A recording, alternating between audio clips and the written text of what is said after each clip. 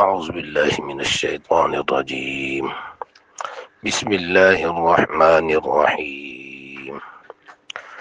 تلك أمة دا یو ډله ده قد خلت چې تیره شوې ده مخکې لها دوی د هغوی دپاره ما کسبت هغه چې دو عملونه کړي دي او کسب یې کړی دی ولکم او ای بس تاسو دپاره ما کسبتم هغه چې تاسو عمل کړی دی ولا تسألون او تپوس به نشي کولی عما د هغه عملونو کانو یعملون چې ودو چې هغه عمل به کو وقالو او ویدو کونو شیهودا یهودیان او نصارا یا نصارا تهتدون هدایت به بیا مومئ قل اے پیغمبر تو یا بل ملت ابراهیم بلکې دین د ابراهیم علیه السلام حنیفه چې هغه پوخ موحدو وما کان من المشرکین او نو د مشرکانو د ډلې نه. نو په دې آیات کې دویمه زورنه ده دوی ته چې دو به وي زمونږ پلار او نیکه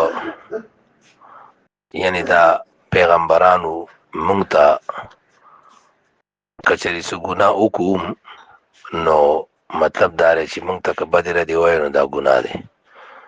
نو د هغې جواب وشو چې ګوره د بل په عمل تاسو نه خلاصېږئ.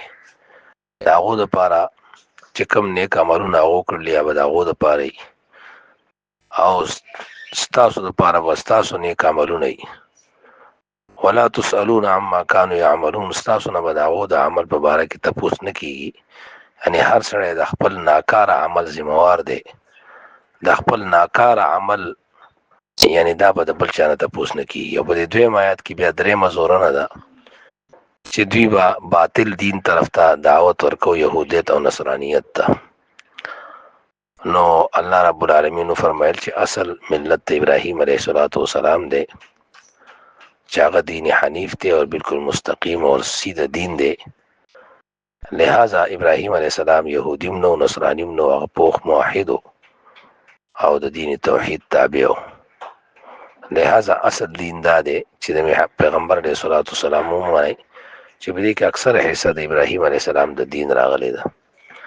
الله رب العالمین دې موږ او تاسو ته د عمل توفیق راکړي. واخر دعوانا ان الحمد لله رب العالمین.